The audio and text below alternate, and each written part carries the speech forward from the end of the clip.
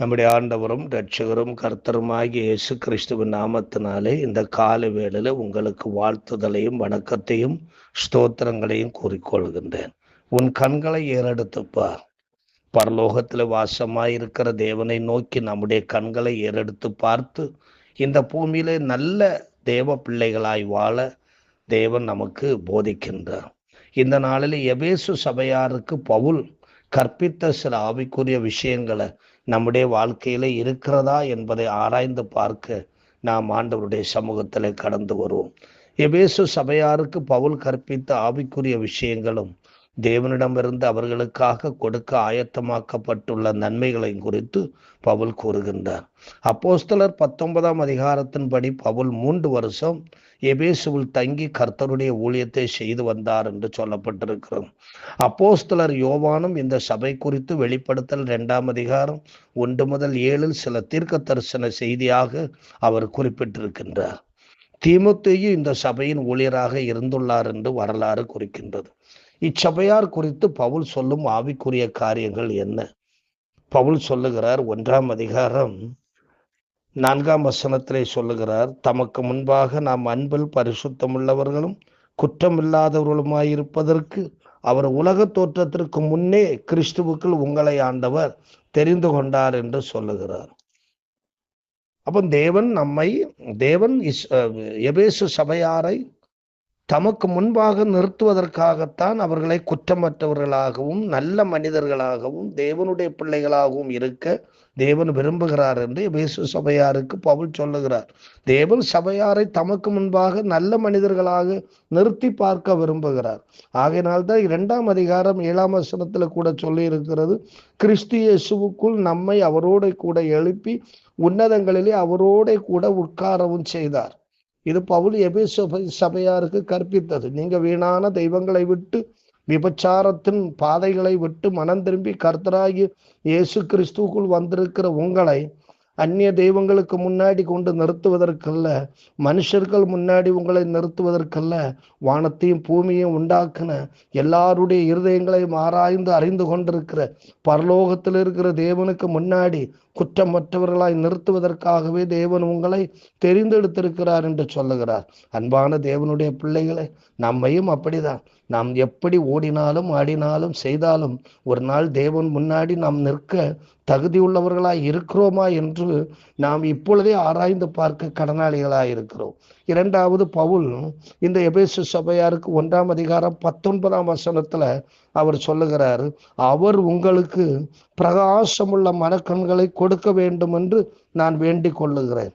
ஆண்டவரை குறித்த அறிவு, அதில் அவர் விளக்கமா சொல்றார், தாம் கிறிஸ்துவை மரித்தோரிலிருந்து எழுப்பி அவரிடத்தில் நடப்பித்த தமது பலத்த சத்துவத்தின் வல்லமைப்படியே விசுவாசிக்கிறவர்களாகிய தம்மிடத்திலே காண்பிக்கும் தம்முடைய வல்லமையின் மகா மேன்மையான மகத்துவம் இன்னதென்றும் நீங்கள் தேவன் உங்களுக்குள்ளே நடப்பிக்கின்ற தம்முடைய வல்லமையின் மகத்துவம் இன்னதென்று நீங்கள் அறிய வேண்டுமென்றால் தேவன் உங்களுக்கு பிரகாசமுள்ள மனக்கண்களை தர வேண்டும். நீங்கள் எல்லா விதமான காரியங்களை உய்த்து ஆராயும்படி பிரகாசமுள்ள மனக்கண்களை அவர் உங்களுக்கு தந்திருக்கிறார் என்று பவுல் சொல்லுகிறார். அது அப்படி உங்களுக்குள்ள அந்த பிரகாசமுள்ள மனக்கண்கள் இல்லை என்றால் நான் உங்களுக்காக வேண்டுதல் செய்கிறேன் என்று சொல்லுகிறார். நீங்கள் புறக்கண்களால் உலகை காணலாம், அகக்கண்களால் தேவனுடைய கிரியைகளை காண முடியும். ஆகையினாலே நம்முடைய அகக்கண்கள் பிரகாசமுள்ள மனக்கண்களாய் இருக்க வேண்டும். எப்பொழுது பாவம் நம்மை சூழ்ந்து கொண்டிருந்ததோ அப்பொழுது நம்முடைய இருதயம், நம்முடைய மனசாட்சி மங்கி போயிருந்தது, இருண்டு போயிருந்தது. இயேசுவின் இரத்தத்தால கழுவப்பட்டு பரிசுத்தாவி நமக்குள்ள வந்த பிற்பாடு நம்முடைய மனசாட்சி தெளிவடைந்திருக்கிறது, பிரகாசமுள்ள மனக்கண்கள் உடையதாய் மாறி இருக்கிறது. அன்பான தேவனுடைய பிள்ளைகளே, அந்த எபேசு சபையார் மட்டுமல்ல, நாமும் கூட தேவன் நம்மோடு கூட இருந்து கிரியை நடப்பிப்பதை காணும்படியான கண்கள் நமக்கு தேவையா இருக்கிறது. நமக்கு எதிராக எழும்புகின்ற சாத்தானுடைய கிரியைகளை காண்பதற்கும் இந்த மனக்கண்கள் நமக்கு தேவையா இருக்கிறது. 3வது இந்த பவுல் சொல்லுகிறார், 4ஆம் அதிகாரம் 8ஆம் வசனத்திலே சொல்லுகிறார், நீங்கள் அவருக்குள் வல்லமையாக பலப்படும்படி வானத்துக்கேறி உங்களுக்கு ஆண்டவர் வரங்களை கொண்டு வந்திருக்கிறார் என்று சொல்லுகிறார். கிறிஸ்துவனுடைய ஈவன் அளவுக்கு தக்கதாக நம்மில் அவனவனுக்கு கிருபை அளிக்கப்பட்டிருக்கிறது. ஆதலால் அவர் உன்னதத்திற்கு ஏறி சிறைப்பட்டவர்களை சிறையாக்கி மனுஷர்களுக்கு வரங்களை அளித்தார் என்று சொல்லப்பட்டிருக்கிறது. நாம் விசுவாசத்திலும் பரிசுத்தத்திலும் இந்த எபேசு சபையார் நிலைத்து வாழ்வதற்காகத்தான் இயேசு கிறிஸ்து பரலோகத்துக்கு ஏறி வரங்களை கொண்டு வந்திருக்கிறார். அவர் சொன்னார், நான் போய் உங்களுக்கு ஒரு ஸ்தலத்தை ஆயத்தம் பண்ணின பின்பு நான் வந்து மறுபடியும் உங்களை என்னிடத்தில் அழைத்து சொல்வேன். அப்படி அவர் அழைத்து செல்வது வரையிலும் இந்த பூமியில இயேசு கிறிஸ்துவை விசுவாசித்து அந்த விசுவாசத்திலும் இயேசு கிறிஸ்துவனுடைய சத்தியத்திலும் அவரை போல வாழுகிற பரிசுத்த வாழ்க்கையில் நிலைத்து நிற்பதற்கு ஆவியானவரை ஒத்தாசையாக அனுப்பி இருக்கிறார். அந்த ஆவியானவர் எல்லா விதமான வரங்களையும் கொடுத்து அந்த விசுவாசத்திலும் பக்திக்குரிய காரியங்களையும் நடத்தி வைக்கிறார். அப்படி பவுல் அவர்களுக்கு போதிக்கின்றார். கிறிஸ்தவ ஐக்கியத்திலே வாழ ஊழியங்களை செய்து வீணான தெய்வங்களை விட்டு மனம் திரும்ப செய்ய இந்த வரங்களை அவர் நமக்கு கொடுத்திருக்கிறார். நாமும் கூட அப்படிதான் இந்த பூமியில நல்ல யோக்கியதை உள்ள கிறிஸ்தவனாக கிறிஸ்தவ ஐக்கியத்துல நிலைத்து வாழ, விசுவாசத்துல பரிசுத்தத்துல நிலைத்து வாழ நமக்கு ஆண்டவர் வரங்களை தந்திருக்கிறார். அடுத்தபடியாக பவுல் 5ஆம் அதிகாரம் 1 முதல் 5 வரை உள்ள வசனங்களிலே சொல்லுகிறார், ஆதலால் நீங்கள் பிரியமான பிள்ளைகளைப் போல தேவனை பின்பற்றுகிறவர்களாகி கிறிஸ்து நமக்காக தம்மை தேவனுக்கு சுகந்த வாசனையான காணிக்கையாகவும் பலியாகவும் ஒப்பு கொடுத்து தம்மில் அன்பு கூர்ந்தது போல நீங்களும் அன்பிலே நடந்து கொள்ளுங்கள். மேலும் பரிசுத்தவான்களுக்கு ஏற்றபடி வேசித்தனம் மற்ற எந்த அசுத்தமும் பொருளாசையும் ஆகிய இவைகளின் பேரு முதலாய் உங்களுக்குள்ளே சொல்லப்படக்கூடாது. அப்படியே வம்பும் புத்தீனமான பேச்சும் பரியாசமும் தகாதவைகள்.